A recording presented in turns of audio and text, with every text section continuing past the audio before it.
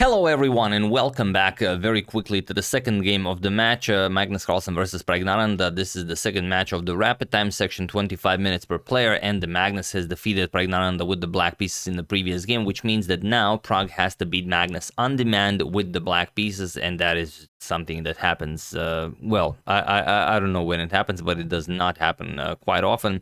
So it's a huge, a Herculean task that Praggnanandhaa has to overcome. Let's see what happened in this one. Magnus has the white pieces and he opens with e4. Prag, of course, if he wants to win, he has to go for the sharpest possible lines. He plays the Sicilian defense and Magnus goes for c3, the Alpine variation. And even though, okay, it has been used quite a lot, even in this tournament, Arjun Nagaisi also played it against Praggnanandhaa but lost.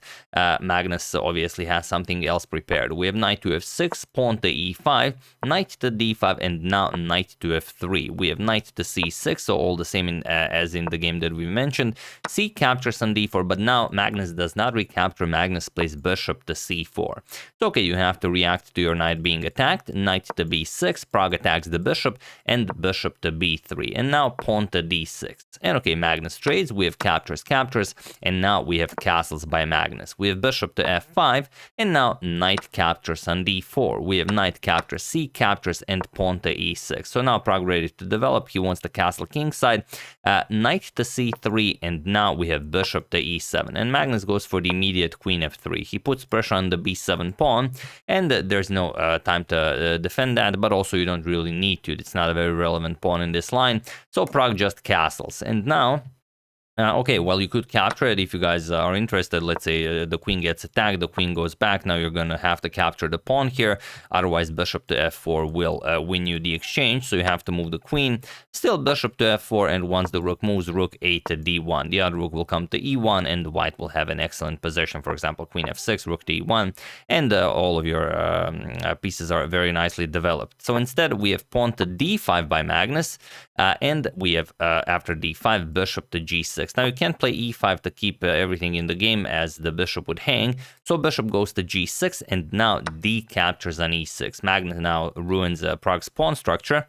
F captures on e6 and queen to e2. Now he just puts pressure on that e6 pawn, and there's really no good way to defend it. Okay, you could go maybe knight to d5, but then comes rook to d1, and it's not maybe the best position for black. And if you go rook f6, then still rook a to d1 attacks the queen. Once the queen moves, you're going to kick away the rook, and then capture on e6, probably with the queen, trade queens. So it's very, very hard to play this with black, especially if you have to win on demand, which Prag most certainly does. So he plays king to h8, he unpins, and now Magnus doesn't even try to improve his position. If he was playing this as a real game trying to win, he would play probably rook to d1, first to gain a tempo on the queen and only then capture on e6. But here he doesn't need it. He plays queen captures on e6. Queen captures, we have bishop captures on e6, and now bishop to c5. Now Magnus plays bishop to e3, where you have to trade. If you don't trade, of course, Prag wants as many pieces on the board as possible, but if you move, then Magnus just will improve his position and have the monster bishop pair here. So Prag traded, bishop captures on e3, f captures, and now rook f to e8. He attacks the bishop. Magnus moves it, bishop back to b3, and Prag recaptures. Rook captures on e3. So now it's the exact same material. Bishops are of the same color. 2 pawns each on the king side, 2 pawns each on the queen side. We have rook a to e1. Here, Prag played rook captures on e1, and he was also in this position that Prag offered the draw to Magnus, and Magnus, of course, accepted, as this means that Magnus has now won the FIDE World Cup, as there is nothing more to be done here for Prag. Once you capture back, it's the exact same material, and, just even trying to play this to, create something here against a player like Magnus Carlsen would be, well, if Prag decided to call it a day here, then there's really no point in continuing. So what does this mean for Magnus? For Magnus, this means that he has now won every big tournament that there exists, like I said, aside from the FIDE World Random Championship, but that's not technically chess. So he wins it all, but also not everything is lost for Prag. Even though he didn't win the World Cup, he did get second place in the FIDE World Cup, which is a lot more than Magnus was able to do until he was 30 years of age. He got to the semifinals twice, but he got kicked out, and now once he finally reached the finals, he also won. But yeah, I mean, Pragg, 18 years old, reaches the reaches the finals of the FIDE World Cup, gets eliminated by Magnus Carlsen. Not you know, a bad thing to add to your resume. And another thing, Pragg also qualified for the Candidates Tournament 2024 alongside, as Magnus declined, he will not be playing, alongside Fabiano Caruana and Ijat Abbasov. All three of them qualified via the FIDE World Cup, and joining them will, of course, be Jan Nepomniachtchi, who is the runner-up of the previous World Chess Championship match that happened between Jan Nepomniachtchi and Ding Liren. So we already have 4 people. We need 4 more, and then we'll see who will be playing in the Candidates Tournament. But yeah, that's the game. Hope you guys enjoyed it. Not a lot for Pragg, but you know, he went for the Sicilian. Magnus, of course, went for the Alpin, and it's just a very, very hard play for the win with the black piece against the Alpin. Magnus, of course, knew this, and he just drew very, very easily. So it was I mean, it's almost impossible to try and get a playable position, not a winning position or something that, you know, you would trick Magnus, but just to get a playable position where Magnus cannot force a draw pretty much immediately. And even here, it was impossible for Pragg to do anything about it.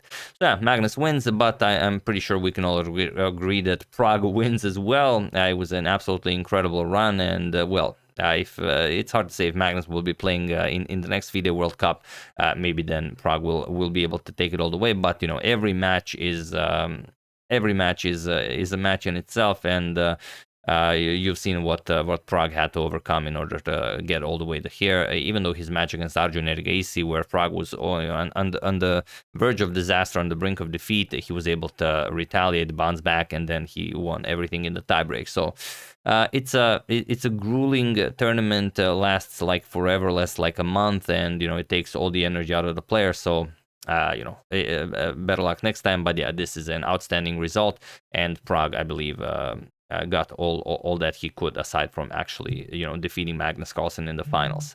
But yeah, that's the game. Hope you guys enjoyed that and this short coverage of the FIDE World Cup 2023. If you have any game that I haven't covered that you really enjoyed, now I will have time. So, you know, do use hashtag suggestion or just send me an email and I will go over it.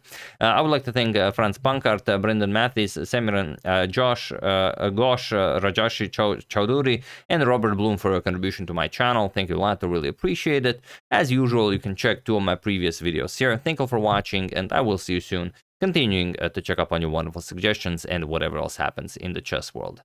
So thank you all. I will see you soon, and have an excellent rest of your day. And I forgot to mention, this is actually Pragg's actual rating, but once his rating gets updated, it will actually be 2727. So quite a lot of rating points accumulated. Thank you all. See you soon, and have an excellent rest of your day.